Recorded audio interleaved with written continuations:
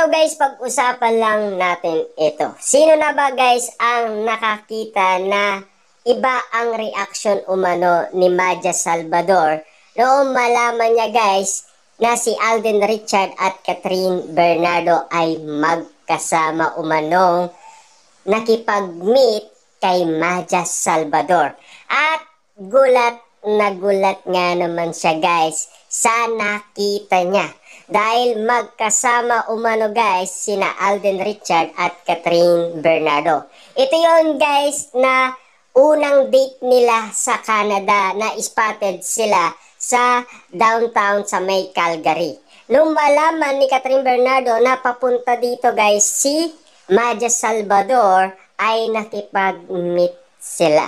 At gulat si Maja Salvador nung makita niya guys na dalawa ang nakipag-meet sa kanya. Sina Alden Richard at Catherine Bernardo.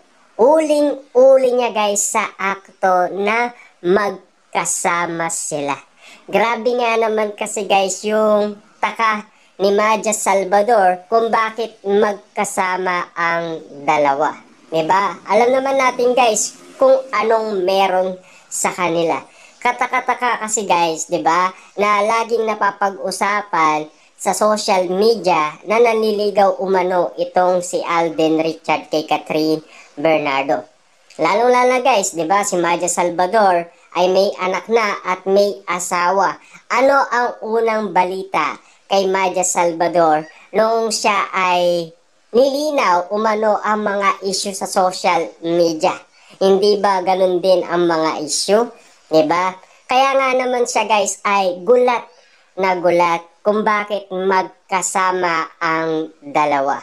Diba? Kita nyo naman guys yung reaction ni Maja Salvador.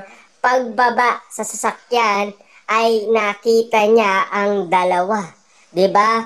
Una guys nasyak siya at nabigla umano siya dahil magkasama ang dalawa. Diba? Hindi ba magugulat guys ang isang Maja Salvador ang masilayan niya ay isang Catherine Bernardo at isang Alden Richard. Na alam naman natin guys, maigpit umano ang Star Cinema. Pero yung araw na kasi yun guys ay day off nila. Diba? May sariling desisyon guys si Catherine Bernardo at wala sa kontrata niya guys na pwede siyang iwasan ni Alden Richard. Ang nasulat lang guys sa kanyang kontrata ay bawal siyang makasama ni Daniel Padilla sa lahat ng mga project niya. Diba? Kaya nga naman guys, ito yung kagulat-gulat na mga eksenang nangyari. Kung bakit nga naman guys, ang tagal nakatayo umano ni Maja Salvador abang tinitignan niya guys si Alden Richard. Diba? Si Alden Richard guys nakatayo lang. Si Maja Salvador, pagbaba sa sasakyan ay gulat na siya at shock na siya. At hindi siya makapaniwala sa kanyang nakita. Diba? Siyempre guys, kahit sino naman magtataka. Kahit nga si MJ Felipe guys nagtataka siya at nagugulat na. Diba? Maraming umano guys nagugulat. Boy Abunda. Kaya si Boy Abunda guys nasabi niya yung musta na nga ba ang love life mo? Kasi napakatagal ni. Last 2023 pa guys yung interview niya kay Alden Richard. Diba? Nung mabalitaan kasi guys na binabatikos lagi ang gender ni Alden Richard. Diba?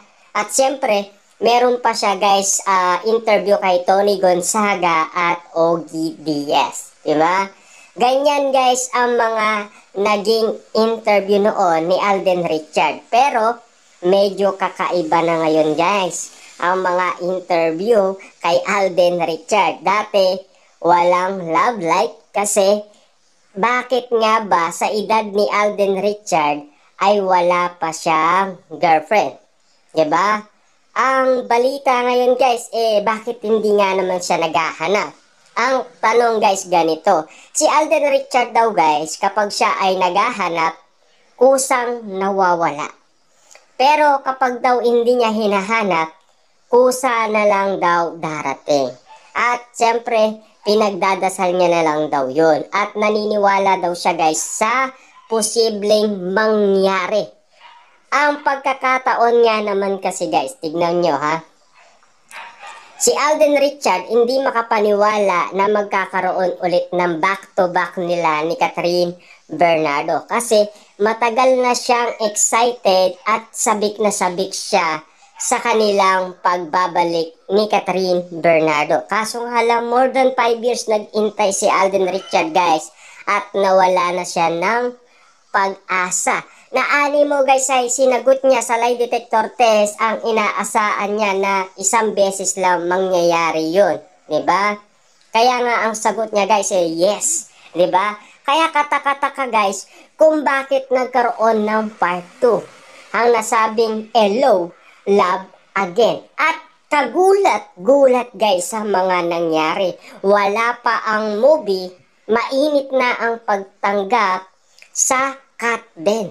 Diba? Kita nyo naman guys ha, kagulat-gulat yun guys kahit ang ABS-CBN at GMA Network ay nagtaka sa resulta na nangyari. Bakit guys? Kasi unang-una guys, ang mga fans matagal nagre-request sa Star Cinema. Kinukulit umano ang Star Cinema para ibalik ang movie ni na Alden Richard at Catherine Bernardo para isagawa ang part 2. Kaso nga lang guys, noong narinig nila ang interview ni Alden Richard kung bakit nagsalita siya sa pagpirma ni Catherine Bernardo sa ABS-CBN, kagulat-gulat guys noong sabihin ni Catherine Bernardo na pwede mo kong i-chat, pwede mo kong i-text, kung mismo na ako. Yun guys ha, yung una. Kung mismo na ako, pwede mo kong i-chat, i-text, or puntahan. Kanino galing yan guys? Kay Catherine Bernardo. Diba? Ang dapat lang iwasan ay si Daniel Padilla. Yun ang nakasulat sa kontrata niya. Hindi nakalagay sa kontrata niya guys na dapat ay iwasan niya si Alden Richard. Walang ganon nakalista guys sa kanyang kontrata. 'Di ba? At lalo-lalo na guys, kakaiba na kasi ang mga nangyayari. Dahil buruin nyo guys, no? Ang epekto na resulta sa Canada, pagbalik, iba na ang mga moment. Kaya nagtataka na lahat, 'di ba? Kahit si Christopher Min, Ogie Diaz, MJ Felipe, mga balita, iba na. Mga Catden fans, mga netizens guys, nag-iiba na ang tingin. Kaya nga guys, sinasabi nila, galawan, Catden, iba na. Iba na yung moves ngayon ng Catden, diba? Masasabi ba nila yun guys kung hindi nila napapansin umano ang kanilang nakikita sa Catden, diba? Grabe na kasi guys yung mga moment na nakikita nila. Iba na kasi guys eh. May pagkakaiba na. Iba na yung timpla. 'Di ba? Kahit paikot-ikot natin yan guys, yun pa rin ang resulta. Kasi yan ay epekto na galing umano sa Canada. At lalong-lalo na kasi guys, ang mga netizens na nasa Canada, sila mismo ang nakauli sa Catden. Lalong-lalo na guys, Maja Salvador. Gulat na gulat noong makita niya si Catherine Bernardo at Alden Richard na magkasama umano. 'Di ba? Ang tagal yata guys nakatayo ni Maja Salvador guys habang nakatitig siya kay Alden Richard. Ano ang pwedeng isipin guys ni Maja Salvador nung araw na nag-meet sila ni Catherine Bernardo?